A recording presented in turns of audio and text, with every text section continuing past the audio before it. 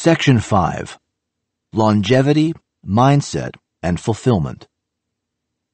The power of longevity, mindset, and the decision that will help you take control of your mind, your body, and your emotions, enhancing your entire quality of life.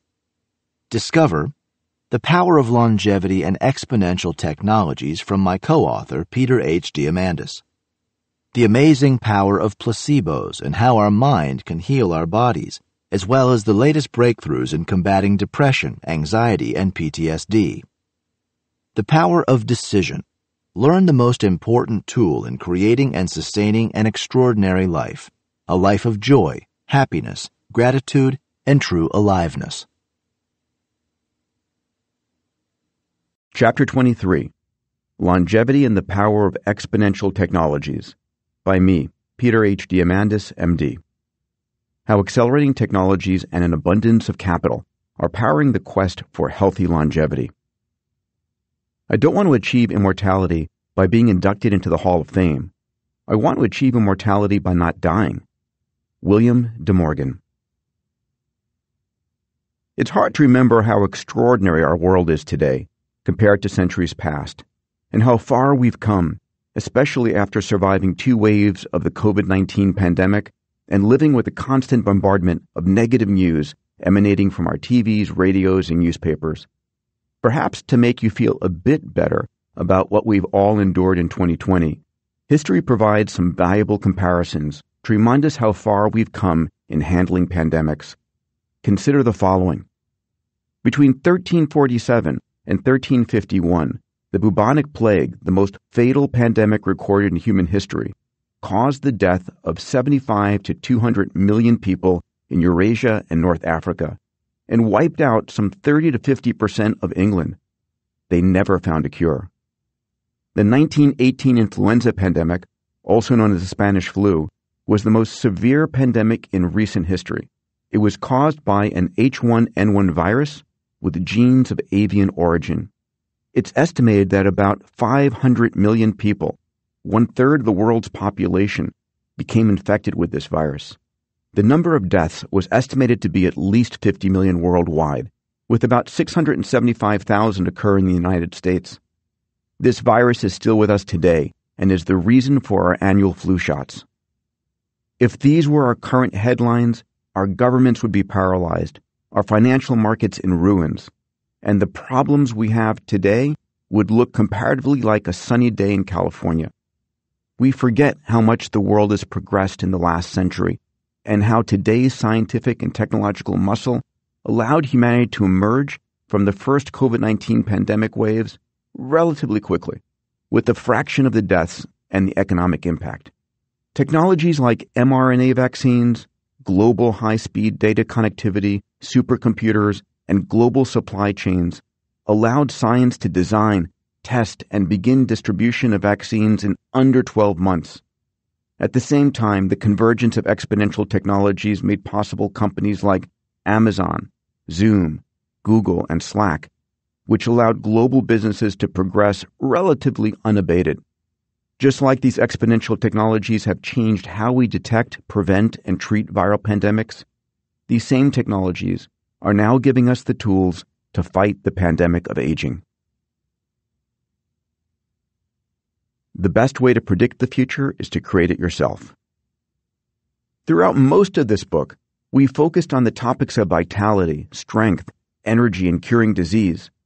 But what about those of us who are actively seeking healthy longevity? The ability to shoot past the accepted limits of old age into our hundreds, while preserving our cognition, mobility, and aesthetics. Is it desirable? Is it possible? That's what this chapter is about. For example, we'll explain why we're biased to believe that we can only plan for 80 years of healthy life, and why we can probably expect more. How exponential technologies such as artificial intelligence, sensors, and biotech are transforming today's health tech revolution. How a massive amount of investment capital flowing into the field of longevity is accelerating health and longevity-related breakthroughs. Why longer lives won't lead to overpopulation of Earth, and frankly, why longevity is critical to the future of humanity. And finally, we'll be closing this chapter with the insights of 2 of the most brilliant longevity scientists on what type of health span you should be shooting for. Before diving into the details above, I'd like to give you some context on my personal journey that has led me to this point of making longevity-related research, investment, and entrepreneurship my focus for the past decade and the decade ahead. I'd like to share with you why I'm so excited and why you should be too. I'm the son of two Greek immigrants, Harry and Tula, who since my birth wanted me to become a physician. My dad was an obstetrician gynecologist. But while medicine was interesting, I was a child of the Apollo program, born in the 1960s, passionate about space. The Apollo program showed us what humanity could achieve, and that scientific documentary, Star Trek, showed me where our species was going. While I was passionate about space, it was everything to me. I had promised my parents I'd go to medical school, which I did at Harvard. Luckily for me, while Harvard was hard to get into, it was even harder to fail out of.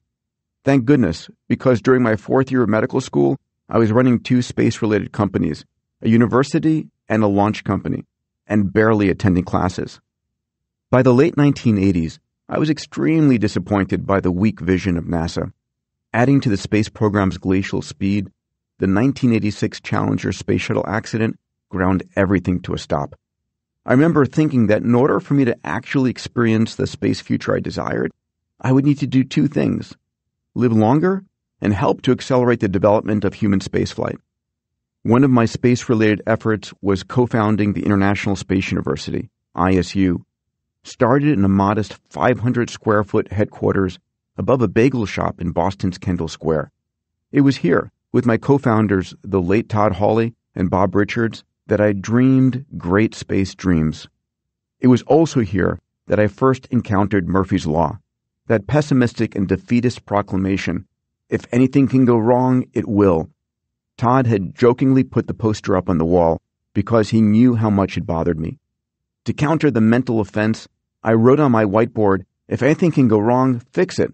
To hell with Murphy," and wrote above it, in all capitals, Peter's Law.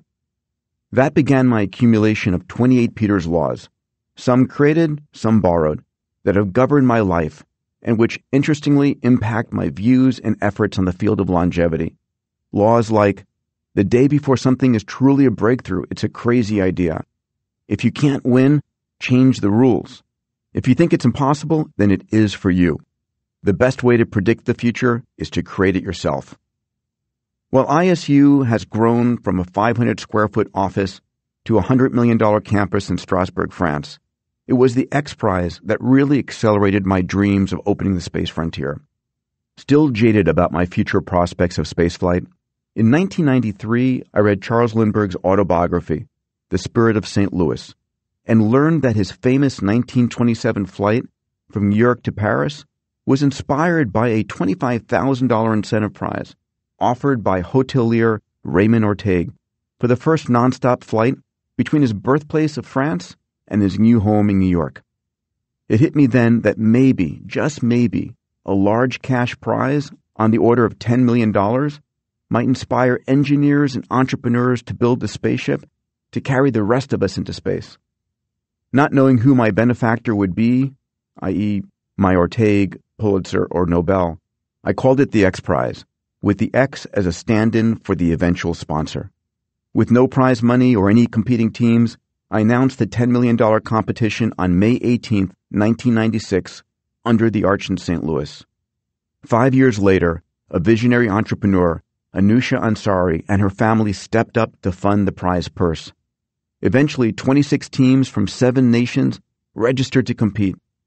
And on October 4, 2004, a team called Mojave Aerospace Ventures, funded by Microsoft co-founder Paul Allen and led by legendary aerospace designer Burt Rutan, flew their vehicle, Spaceship One, on 2 consecutive flights to 100 kilometers altitude to claim the $10 million Ansari X Prize.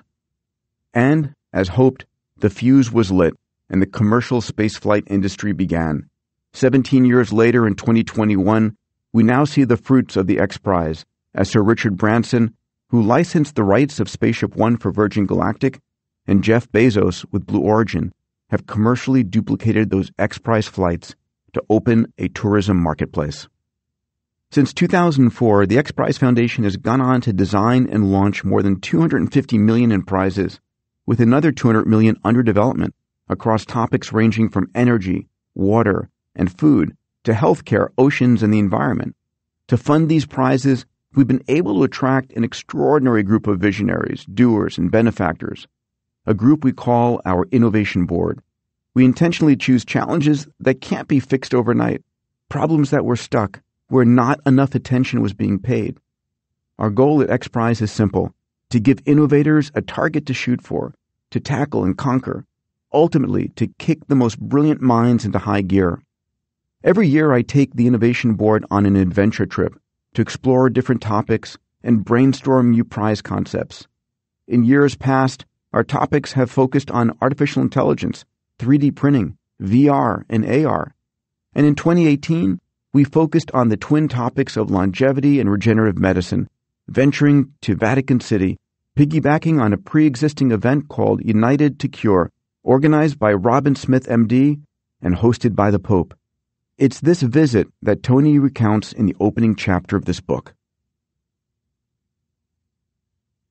The Morality of Immortality.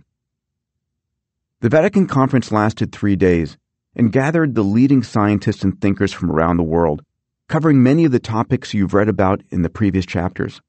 But without doubt, my favorite session of the event, and one in which I participated, was titled The Morality of Immortality. The discussion was moderated by CNN medical anchor Dr. Sanjay Gupta and included me, Rabbi Dr. Edward Reichman, Elder Dale Renlund, Reverend Father Dr. Nicanor Austriaco, and NIH Director Dr. Francis Collins. At the start of our panel, Dr. Gupta asked Rabbi Reichman to provide a historical context from the Old Testament about human aging and longevity. Adam lived to 930 years old, started Rabbi Reichman. Methuselah lived to 969 years old. Abraham lived to 175 years. Moses died at 120, and it was after Moses that the human lifespan is set at its maximum to 120 years. Rabbi Reichman continued, recounting biblical studies. At the time of the flood of Noah, God pronounced that humans will be 120 years old. That did not occur immediately. It took roughly 750 years for the longevity of man to gradually taper down from roughly 900 years old to 120 years old. Rabbi Reichman cited the work of Nathan Aviezer, a contemporary scientist and physics professor in Israel, who writes on the Torah from an Orthodox Jewish perspective. Aviezer's interpretation is that during this period, a divine intervention introduced specific genes which curtailed longevity, and it took several generations for these genes to proliferate and shorten the human lifespan. It could perhaps be that we are attempting to identify those genes that God introduced at that stage of history and now reverse it to achieve that longevity again, explained Reichman. Whether we accept the biblical interpretation or not, the scientific record of human evolution tells a very different story regarding lifespan, one which does not include longevity. In the time of early hominids, 100 million years ago, our ancestors would enter puberty at the age of 12 or 13, and, prior to birth control, quickly become pregnant. By the time they were 28, they were grandparents. Because food was always scarce, the best outcome for the perpetuation of the species would be for the grandparents to die early and not take food needed by the newborns. As such, the average age of early humans was only about 28 years old. Aging is not just a running down of the system, said Dr. Collins at the Vatican. It is a programmed process. Evolution probably had an investment in having the lifespan of a particular species not go on forever. You've got to get the old folks out of the way so the young ones have a chance at the resources. Fast forward to the Middle Ages, and the average human lifespan had grown to 35. At the turn of the year 1900, the average lifespan increased to the mid-40s. Today, it's approaching 80. So why do we age and die? And how long should we expect to live? While we've touched on this in earlier chapters, we'll turn our focus there now. Nearing longevity escape velocity. When I was in medical school in the late 1980s, I had little time to watch TV. On occasion, I would sneak an episode of Star Trek, but it was rare for me to sit on the couch and zone out. But I distinctly remember one Sunday afternoon when I became intrigued with a documentary on the topic of long-lived sea life. It turned out bowhead whales from the Arctic could live for more than 200 years, and the Greenland sharks can live to 400 or 500 years. I remember thinking, if they can live that long, why can't we? As an engineer, I figured it was either a hardware or software problem. As we have seen earlier in this book, we are just now entering an era where we can correct those hardware and software problems, given our newly created tools to read, write, and edit the software of life, grow organs, and modify the biologic hardware of our bodies. My dear friend Ray Kurzweil speaks about the concept of longevity escape velocity. It's an intriguing notion that in the near future, science will be able to extend your life by more than a year for every year you are alive. Once that happens, we can begin to think about true longevity. Ray's prediction is that we'll reach longevity escape velocity in the next 10 to 12 years. Professor George Church of Harvard Medical School echoes that same time frame. The exponential technologies that have improved the speed and cost of reading, writing, and editing DNA and gene therapies now apply to the category of age reversal, said Church on my most recent Longevity Platinum trip. Today, science is adding 1 year of life for every 4 years that we're alive. But I think age reversal advances could mean that we reach longevity escape velocity within a decade or two, within the range of the next 1 or 2 rounds of clinical trials. What does that mean? Can we extend the healthy human lifespan past that stated biblical limit of 120? Can humans live indefinitely? I implore you to think of what you would do with an additional 30 years of healthy life. As we'll see in this chapter, those exponential technologies that Dr. Church spoke about, technologies such as AI, CRISPR, gene therapy, DNA reading and writing, robotics, digital manufacturing, sensors and networks, are accelerating and being focused on health.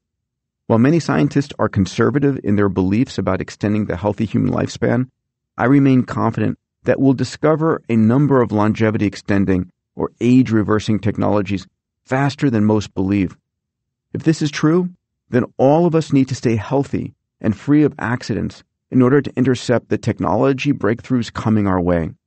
To paraphrase Ray Kurzweil's book on this subject, Fantastic Voyage, it means we need to strive to live long enough to live forever.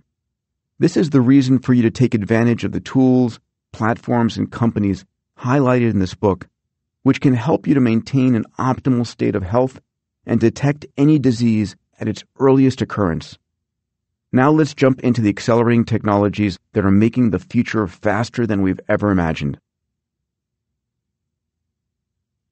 Exponential technologies driving longevity. In 2005, futurist and friend Ray Kurzweil wrote the cornerstone book on the topic of exponential or accelerating technologies, called The Singularity is Near, When Humans Transcend Biology. As Bill Gates noted, Ray Kurzweil is the best person I know at predicting the future of artificial intelligence. His intriguing new book envisions a future in which information technologies have advanced so far and fast that they enable humanity to transcend its biological limitations, transforming our lives in ways we can't yet imagine.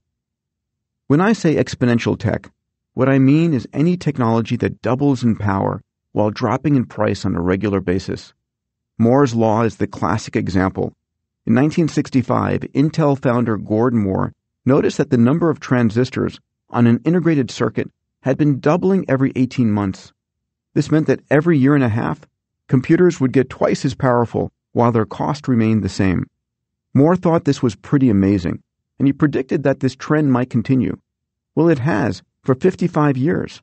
Moore's Law is the reason the smartphone in your pocket is 1,000 times smaller, 1,000 times cheaper, and 1,000,000 times more powerful than a supercomputer from the 1970s.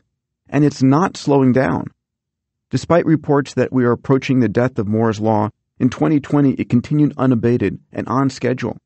By 2023, it's projected that the average $1,000 laptop will have the same computing power as a human brain, roughly 10 to the 16th cycles per second. 25 years after that, the same $1,000 laptop will have the equivalent computational power to all the human brains currently on Earth. More critically, it's not just integrated circuits that are progressing at this rate. In the 1990s, Ray Kurzweil discovered that once a technology becomes digital, or once it can be programmed in the ones and zeros of computer code, it hops on the back of Moore's law and begins accelerating exponentially. The technologies now accelerating at this rate include some of the most potent innovations we have yet dreamed up: quantum computers, artificial intelligence, CRISPR, gene sequencing and writing, robotics, nanotechnology, material sciences, networks, sensors, 3D printing, augmented reality, virtual reality, blockchain, and more. While these technologies are accelerating before our eyes, it's hard for us to grok what it means or fathom the speed of change. The reason has to do with how our brains perceive change. Humans evolved 300,000 years ago on the savannas of Africa in a world that was local and linear. Back then, you existed in your own bubble, all within a day's walk from your village. Nothing changed century to century or millennium to millennium, and it stayed that way throughout generations. And as a result, our brains evolved to only perceive, intuit, and interact with a linear world. We are all linear thinkers. Take 30 linear steps, 1, 2, 3, 4, 5, etc., and you end up about 30 meters, just over 98 feet, down the road. But if I ask you to take 30 exponential steps, where an exponential is a simple doubling, 1, 2, 4, 8, 16, 32, and so on, you'll end up 1 billion meters away, about 621,000 miles. Put differently, you'll circumnavigate Earth 26 times. Predicting exponential growth is not intuitive. So why am I discussing all of these numbers in a chapter on longevity? Because the technologies involved in extending health span and longevity are exponential, and their impact on our lives is not intuitive. I want you to understand that a lot can happen in just a decade or two. It's probably worth memorizing the following. Double something 10 times, you get a 1,000-fold increase. Double something 20 times, you get a 1,000,000-fold increase. Double something 30 times, you get a 1 billion-fold increase. Entrepreneurs who understand the power of such exponential growth have developed many of the most successful companies on the planet today: Google, Facebook, Amazon, Apple, Tesla, SpaceX, Tencent, Microsoft, Alibaba, and Netflix, just to name a few. Let's consider a fun experiment. If you have a child, niece, or nephew, consider giving them the following choice. Option 1. Offer them $1 a day for the next 30 days. Option 2. Offer them a penny on the first day, 2 cents on the second day, 4 cents on the third day, and so on. Chances are they take the first option. $30 isn't bad for zero work. But if they took the second offer, what started out with a penny would result in $10 million on the final day. Now we're talking. And this is the same exponential power that is now driving changes in biotechnology around the world. Let's take a look at just a few examples. Exponential growth in genome sequencing. Consider the cost and speed of sequencing your genome. The Human Genome Project, backed by the NIH, took 13 years and $3 billion to sequence the first genome, all 3.2 billion letters of your life. Today, it's under $1,000 per genome and takes less than a day. Within 2 years, with Illumina's newest machines, it could cost as little as $100 and be completed in 1 hour. Incredibly, the cost of genome sequencing has been demonetizing at a rate 5 times faster than Moore's law. Exponential growth in storage. Consider data storage, which is critical for genomics worldwide today. The 3.2 billion base pairs of your genome corresponds to about 725 megabytes of data, or 0.75 gigabytes of storage. In 1981, if you were to store your uncompressed genome, a 1 gigabyte hard drive of storage cost $500,000. Today, it's 50 million times cheaper at under 1 cent per gigabyte. Exponential growth in computation. How about computation? In 1971, Intel put out its first computer chip, the Intel 4004. It had 2,300 transistors on it at $1 each. Intel no longer actually tells you how many transistors are on their chips. But the recent Core i9 had 7 billion transistors at less than a millionth of a penny each. This represents a 27 billion-fold increase in price performance in 45 years. But it's not slowing down.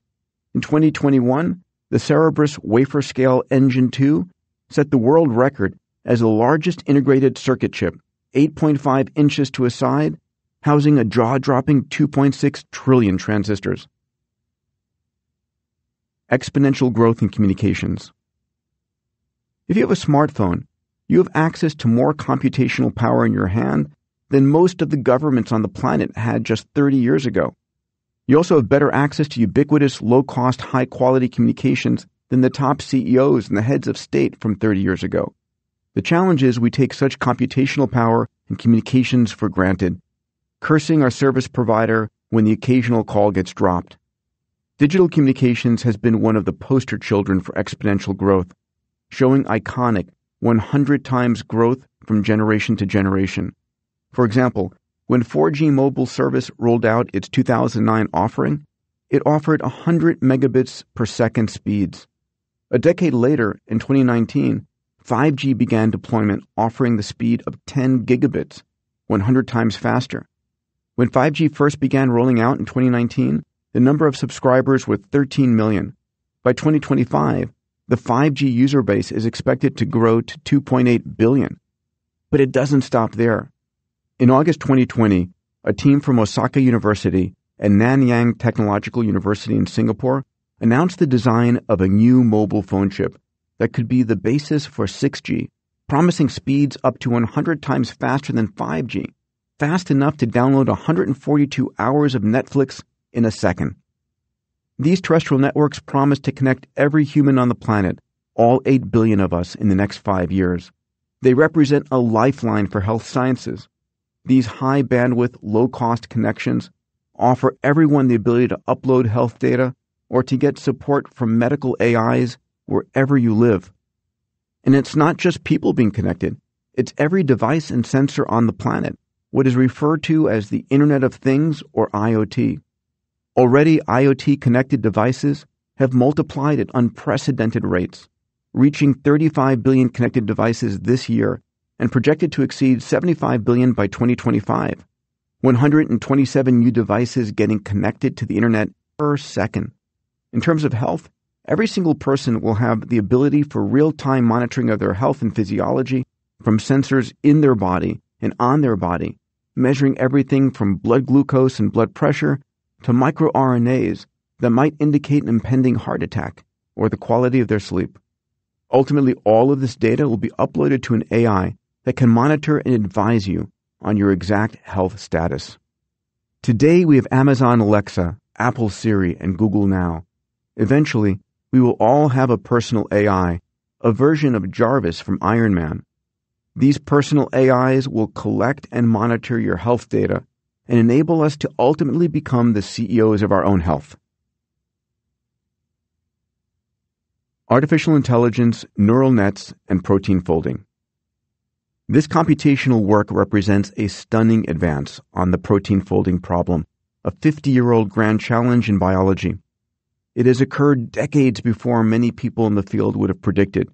It will be exciting to see the many ways in which it will fundamentally change biological research. Professor Venki Ramakrishna, Nobel laureate and President, Royal Society. Perhaps the most important exponential technology transforming our lives this decade is artificial intelligence. In the world of AI, machine learning emerged first, using algorithms to analyze data and make predictions about the world. This is how Amazon and Netflix make their suggestions on things you should buy and movies you should watch. Next came neural networks inspired by the biology of the human brain. These layered circuits are capable of unsupervised learning from unstructured data. Simply unleash a neural net on the internet, and the system will do the rest. The success of neural nets over the past 5 years is nothing less than breathtaking. In March 2016, Google's AlphaGo defeated the world's Go champion Lee Sedol 4-1. Go has a game tree complexity of 10 to the 360th power. It's chess for superheroes.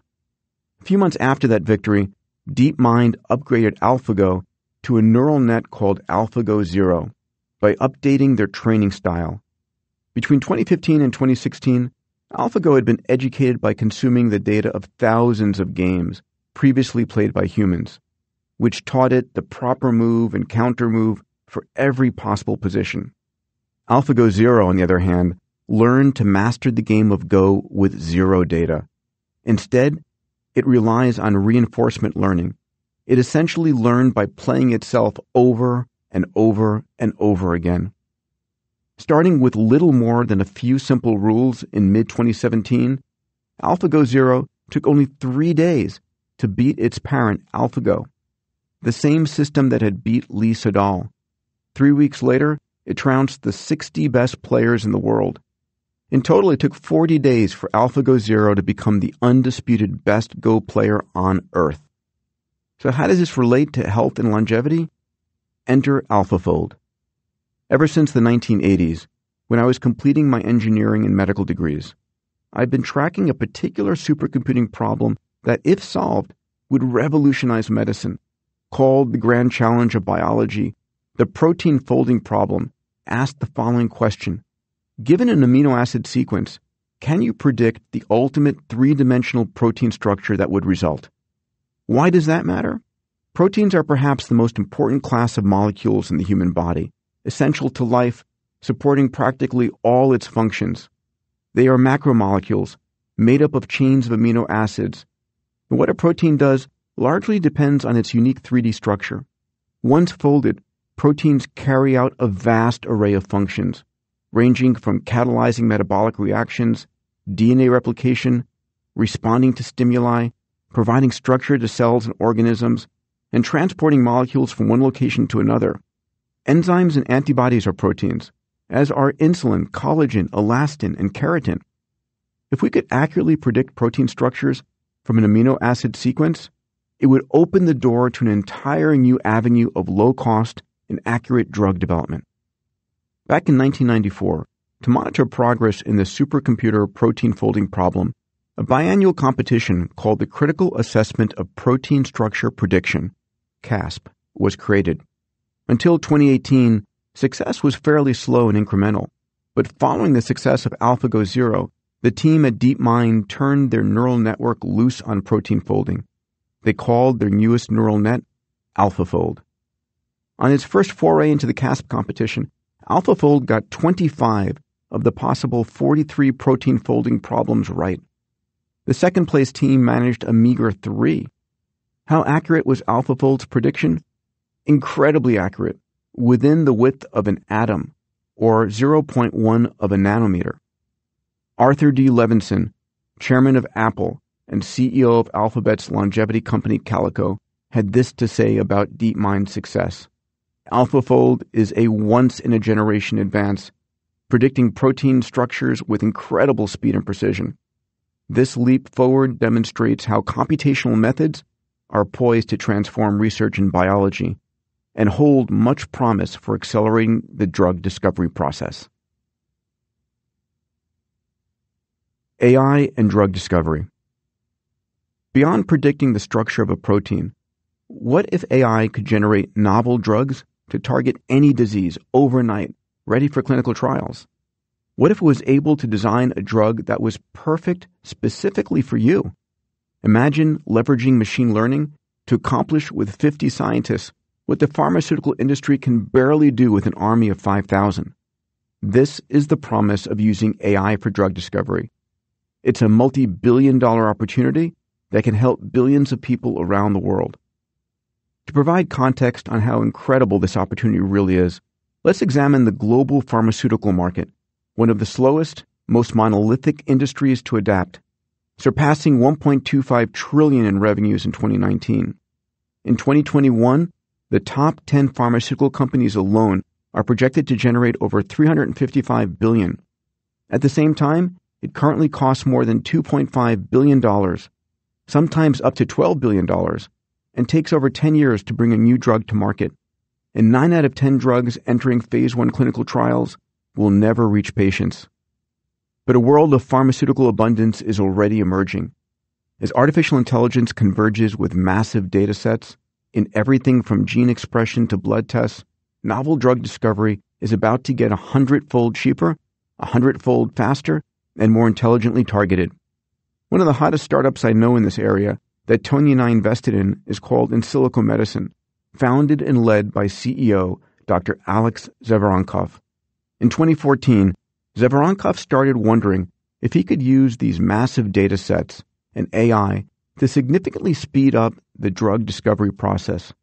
He'd heard about a new technique in artificial intelligence known as generative adversarial networks, or GANs.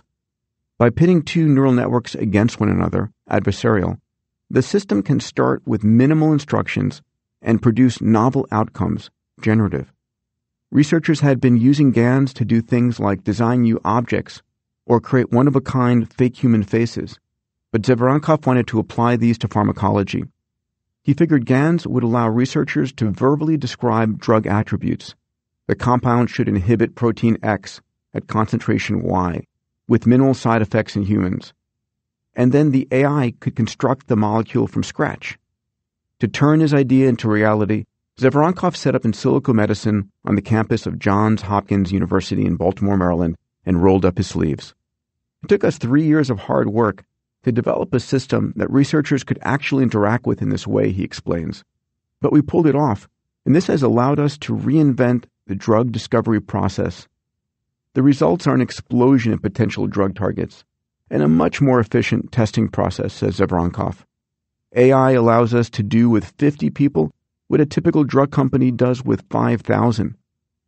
The results have turned what was once a decade-long war into a month-long skirmish. In late 2018, for example, Insilico was generating novel molecules in fewer than 46 days.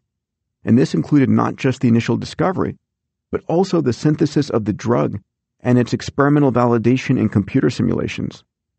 Right now, they're using the system to hunt down new drugs for cancer, aging, fibrosis, Parkinson's, Alzheimer's, ALS, diabetes, and many others.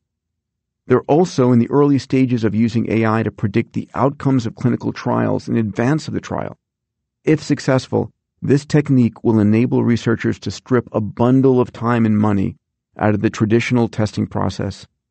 But even as extraordinary as these AI capabilities are, they might not compare to what's coming this decade in the field of nanotechnology and micro-robots able to course through our bodies to effect repairs. Microbots and Fantastic Voyage. The Academy Award-winning 1966 science fiction film Fantastic Voyage chronicled the adventures of a submarine crew who were shrunk to microscopic size and placed into the body of an injured scientist to repair damage to his brain. Exactly 6 decades later, in 2016, Bionaut Labs was founded in Israel and has turned a version of this concept into science fact, having built and demonstrated remote-controlled microbots smaller than a grain of rice that travel through the body to deliver drug treatments to precise locations. Why does this matter? Many of the issues we face in medicine today are local in nature. Take brain, lung, or ovarian cancer. Unfortunately, we treat these local cancer issues with solutions like chemotherapy that affect the entire body, resulting in significant side effects. Bionaut Labs first seeks to revolutionize the treatment of central nervous system (CNS) disorders using these microbots less than a millimeter in diameter called Bionauts that are remotely controlled by directed magnetic forces to steer their payloads. Once inside the brain tissue, located adjacent to a tumor, for example, the Bionauts are magnetically triggered to release their payload. Their accuracy is on par with surgeon's accuracy, whose standard deviation falls in a single millimeter range. Today, Bionauts can deliver biologics and small molecule therapeutics with unprecedented precision. Future generations of the devices could provide electrical stimulation, thermal ablation, or radioactive plaque to treat other diseases. And further down the road, as these resident microscopic robots shrink in size towards the nanoscale and increase in intelligence, they may lead to the future described by K. Eric Drexler in his pivotal book, Engines of Creation, The Coming Era of Nanotechnology, When universal assemblers, tiny machines that can build objects atom by atom, will be used as medicinal robots that help clear capillaries, target cancer, and repair any damage. In the near term, bionauts are focused on the early diagnosis and treatment of Alzheimer's disease, Huntington's disease, and gliomas. Bionauts could provide ongoing surveillance to stave off the progression of these and many other diseases, which is why Tony and I invested in this company through Bold Capital. The accelerating speed of accelerating technologies. So there you have it, the power of computation, artificial intelligence, sensors, networks, and robotics to transform sick care into healthcare. For most listeners, the idea of achieving age reversal or longevity escape velocity may sound like science fiction, but I'd love for you to consider that it may not be any crazier than some of the other extraordinary advancements we've made in the past few decades. Flying cars, free global video calls on FaceTime, or AI's ability to accurately predict the folding of proteins, run Google Maps navigation, create deep fakes, and diagnose patients. It's perhaps no crazier than Elon Musk and Jeff Bezos taking us to Mars and the Moon in the coming decade. While our linear human mind is great at making near-term predictions, we vastly underestimate what can be achieved in the longer term. Of course, the exponential technologies discussed above aren't standing still. We haven't reached humanity's pinnacle of technology. Our speed of innovation is actually accelerating. As I mentioned earlier, the only constant is change. A decade of progress between 1950 and 1960 is not the same as a decade of progress, say, 50 years later, between 2010 and 2020. The reasons for this are multifold. First, the exponential growth of computing power discussed earlier, namely Moore's Law. Second is the convergence of accelerating technologies such as the intersection of AI and robotics, or AI and gene therapy. Third is a specific set of three forces: save time, demonetization, and capital abundance. Let's take a quick look at each and why they are important. The first force is save time. Innovation needs time and focus, the ability of a researcher or entrepreneur to focus their available time on slaying scientific challenges. How we spend our time has changed a lot in the past few decades. Our ability to get almost any question we want answered instantly on Google is perhaps chief among them. Compare this to the days when you'd need to drive to the library and hope you could find a published book that had the data you needed. Add to this the saved time resulting from instantaneous global communications and the ability to find the exact product you need and order it online, having it delivered the very next day. And of course, as of the pandemic of 2020, there's the acceptance of connecting with someone over Zoom rather than spending an entire day flying from LA to New York for an hour-long meeting. All of this has an impact on the rate of innovation. As this bonanza of extra hours continues to pile up, inventors, entrepreneurs, those proverbial guys and gals in the garage, will get far more time to experiment, fail, pivot, fail again, pivot again, and eventually get it right. Technology has shrunk innovation development timelines and expanded the time innovators have to devote to development. It's a force that accelerates the rate of acceleration, but it's not the only one. Our second force is the demonetization of technology and services. While startups and researchers are getting access to more and more cash, the impact of every dollar is also accelerating, meaning that you can now do much more with a research investment dollar than you could just a decade ago. Perhaps there's no better example than the cost of DNA sequencing mentioned earlier in the book. To remind you, the Human Genome Project took about a decade to sequence a single human genome, completed in April of 2003 at an approximate cost of nearly $3 billion. Today, Illumina's latest generation sequencer has the potential to sequence your genome in an hour for $100, or 87,600 times faster and 30 million times cheaper. As a result, if you're working in genomics, then your government research grant or your last financing round now goes much further than ever before, accelerating insights and catalyzing breakthroughs. And what is true for gene sequencing is true in dozens of fields. everything from access to supercomputers on the cloud, near infinite no-cost data storage, and free global video conferencing on Zoom. Add to this the impact of 3D printing and research tools such as sensors, cameras, accelerometers, just to name a few, that have shrunk 1,000-fold in size and 1,000,000-fold in price. Our third and final force is the abundance of capital. Nothing accelerates technological innovation like cash. Lots of cash. More cash translates into more people, equipment, experimenting, failing, and eventually creating breakthroughs. There is now more capital abundance than any other time ever. As The Economist points out, companies raised more capital in 2020 in the midst of a pandemic than any time in human history. Perhaps the best example of this is the story of venture capital funding, the traditional source of startup capital that has helped to birth household names from Apple and Google to Amazon and Uber. In 2020, U.S. venture capitalist firms invested $156.2 billion in startups, equivalent to about $428 million every day of the year. This record sum was up from $136.5 billion invested in 2019.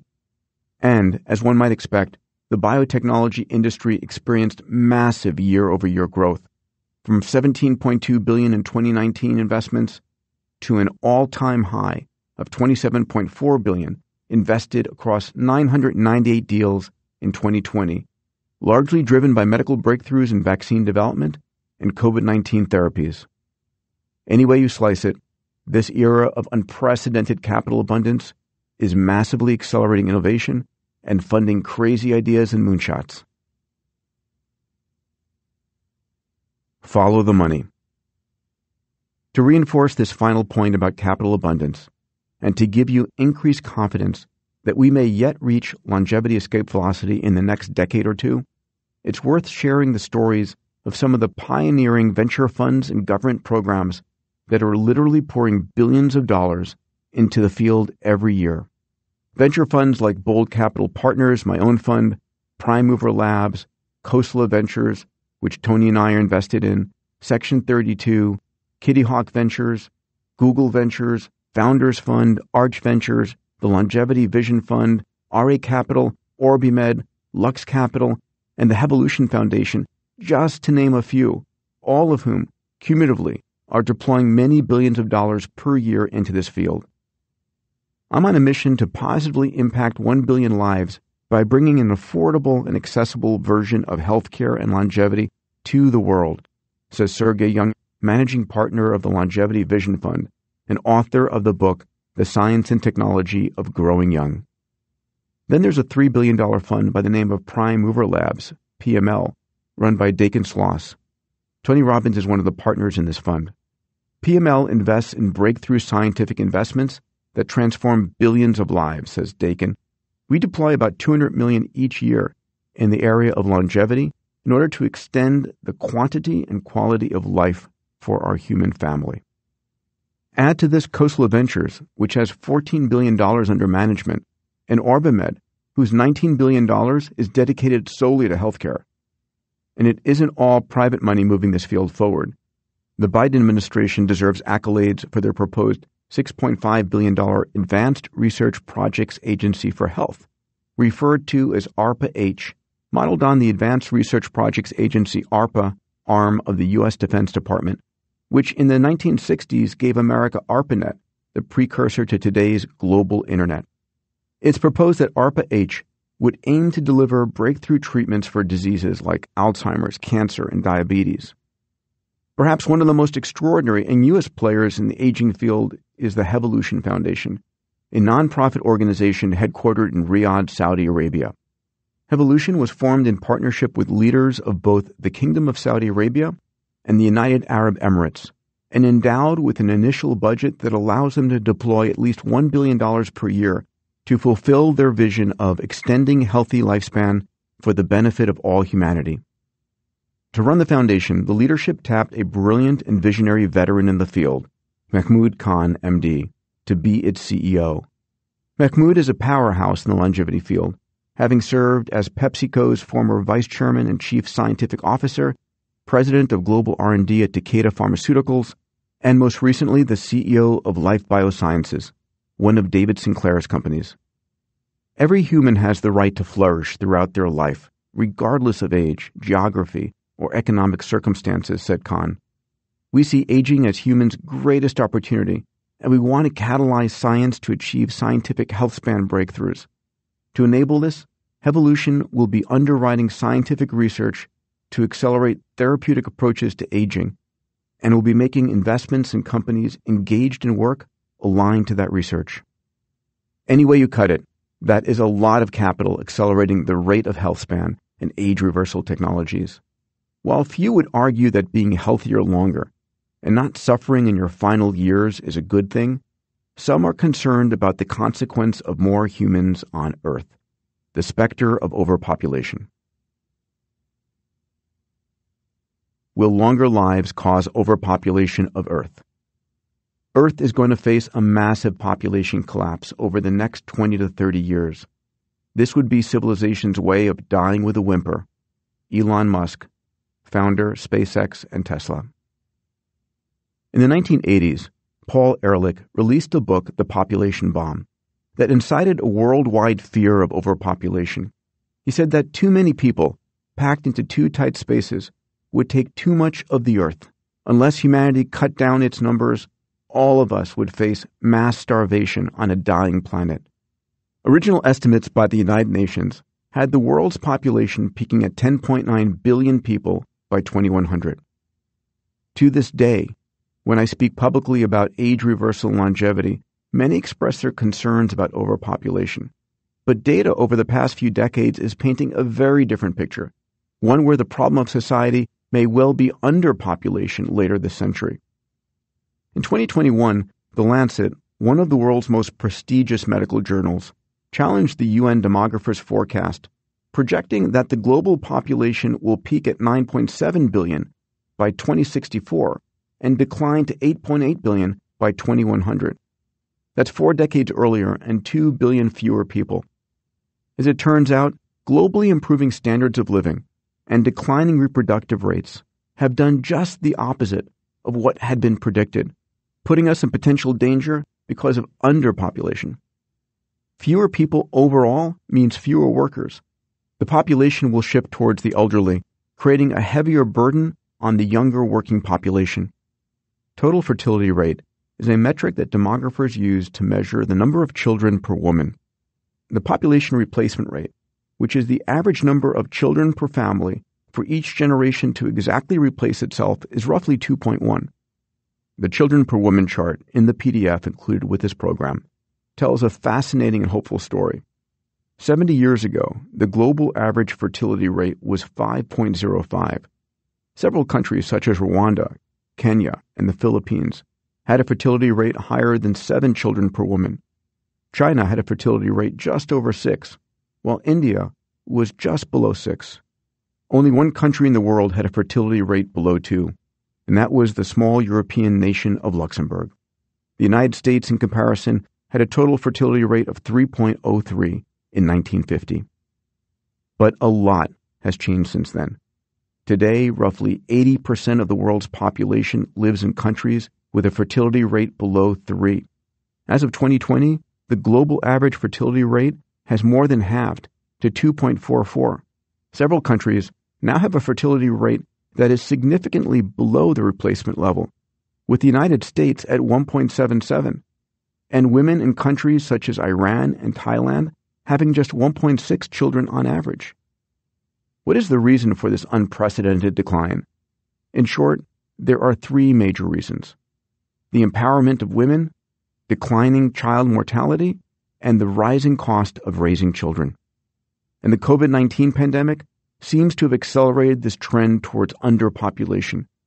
Historically, there's been a spike in births 9 months after disasters, and some people are wondering whether there will be a COVID baby boom. But it's more complicated than that. Many people are now more unsure of their financial safety. Child care during the pandemic has been difficult. Parents are cut off from extended family who would have been part of a newborn's upbringing. And the numbers reflect these trends. Clinics are reporting an increase in requests for birth control prescriptions. The pandemic has changed the way the world thinks of children. It might even bring the world closer to underpopulation sooner than we think. Back in April 2021, when I interviewed Elon Musk for the launch of the $100 million X Prize carbon removal, I asked him about his concern on the topic of population. He shook his head and said, Earth is going to face a massive population collapse over the next 20 to 30 years. This would be civilization's way of dying with a whimper. More than ever, we need to increase our productive and healthy lifespan. If we don't extend healthy life and productive health span, we are likely to face a significant shortage of labor. So, not only will longer, healthy lives allow us to spend more time with loved ones and fulfill our bucket list dreams, they also have the potential for enormous economic value to society. In 2021, researchers at Harvard, Oxford, and the London School of Business have demonstrated just how much increasing healthy lifespan is worth in dollars. Slowing aging by only 1 year is worth $38 trillion, the global economy. That is just 1 year. Imagine the societal benefits and economic value of increasing healthy lifespan by 10 to 20 years. Dreams of immortality. So there you have it, a tour de force of the exponential technologies and capital abundance being applied to health and longevity, a set of tools that may allow many listening to this book, should they desire it, to get to the goal of longevity escape velocity. How long might you live?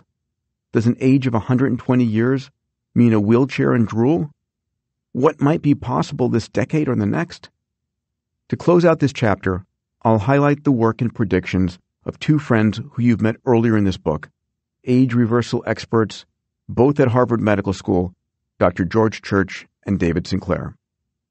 As we touched on in Chapter 4, in December 2020, Dr. Sinclair was the principal author on a landmark paper, the cover story of Nature magazine. The article was titled, Turning Back Time, Reprogramming Retinal Cells Can Reverse Age-Related Vision Loss. Dr. Sinclair summarized the significance of the published work as follows. The main point of the paper is that we found that there is a backup copy of youthful information in the cell that we can access that gives us the ability to reboot cells, even in a living animal. In the case of the Nature paper, we found that we could reboot the cells of the mouse eye and rejuvenate them, taking them back in time. The vision system of the mouse didn't just appear younger, it was literally younger. And the fact that there is a backup copy of youthful information gives me a lot of hope that we can do this in other organs and tissues as well. Sinclair continued, the field has come a long way over the last 5 years, where we can now openly speak about the idea of aging reversal. Now it's one of the hottest topics to study, and hundreds of labs around the world are working on this topic.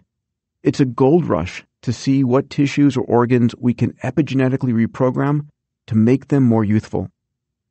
When asked how age reversal might work in humans, David describes a scenario where someone, perhaps 60 years old, goes for a treatment that uses 3 of the 4 Yamanaka factors to epigenetically reprogram their body. Dr. Shinya Yamanaka won the 2012 Nobel Prize in Medicine for describing the use of 4 factors able to produce induced pluripotent stem cells. Following the treatment, everything from their skin to their brain and their liver would rejuvenate, reversing at age some number of decades.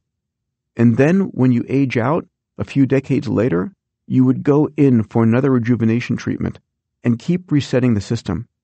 We don't know how many times we can reset a person's age, continues Sinclair, but I would be surprised if it couldn't be done multiple times. When asked for a timeline, Dr. Sinclair answers, I hope we'll have proof of concept done in the next 2 to 3 years. And if that works, we'll go as fast as the FDA allows. What tissues are Dr. Sinclair and his colleagues working on reprogramming? He quickly rattles off a list. Liver, spleen, muscle, kidney, hearing, brain. And one of my colleagues reprogrammed the hippocampus in mice, and those mice regained their memories. The other great thinker in the field of age reversal, mentioned earlier in this chapter and in the book, is the prolific scientist and parallel entrepreneur Dr. George Church. His work and predictions alongside Dr. Sinclair's have left me in awe with great optimism about the decades ahead. The strategy of aging reversal treatments, began Church, is to test them against various diseases that have nothing in common other than they happen to be diseases of aging in the same animal. If a single treatment can reverse a multitude of age-related diseases, then you have an age reversal treatment. And that's exactly what was demonstrated in mice by one of my postdoc students, Dr. Noah Davidson. As we discussed in Chapter 17, Dr. Davidson, alongside Dr. Church, has started a company called Rejuvenate Bio that is looking to treat 6 different diseases of aging in dogs. Early results are very positive, and we hope to have approval for these age reversal treatments in dogs within the next couple of years, said Church. Then, if all goes well, we will start human clinical trials a couple of years after that. When asked about how old humans might be able to live given the progress in rejuvenation science, Dr. Church responded, "I don't think there's an upper limit. I think it's a matter of how quickly we get there. Everything is pointing towards the fact that exponential technology growth is especially effective in biology, which is now in information science. It is quite possible that some of the people alive today will see no upper limit, and it's quite possible that some of us in this conversation today will be seeing 150 or 200 years of age, and at that point, our technology will be so advanced that it just keeps going." 25 years ago, when my dreams of spaceflight seemed to be moving too slowly, it was the $10 million Ansari X Prize for spaceflight that helped spark the private spaceflight industry we are now experiencing. For the same reason, leaving nothing to chance, and hoping to accelerate the realm of age reversal as fast as possible, today I'm working with top scientists, David Sinclair, George Church, and Sergey Young included, to design and fund a $100 million Age Reversal X Prize. As of this writing, $55 million has been committed thus far. Our goal is to inspire as many teams as possible to demonstrate the technology needed to rejuvenate each of us by at least 25% of our lifespan. For more information, please visit xprize.org. So there you have it, a future in which CRISPR, gene therapy, stem cells, replacement organs, AI, and a multitude of other exponential technologies have the potential to extend what society believes to be the typical human health span. Will we be able to reach the 120-year age of Moses? It seems likely. But what about Adam at 930, or Methuselah at 969 years old? Many of us listening to this book, should science succeed in achieving longevity escape velocity, may just find out. I, for one, am doing all that I can to remain vital and healthy, to intercept the next few decades of exponential change coming our way. At a minimum, it includes all of the recommendations made in earlier chapters on diet, exercise, sleep, supplements, and an annual diagnostic upload. But perhaps one of the most important things you can do is to adopt a longevity mindset, a mindset characterized by a more fulfilling, passionate, and purposeful life.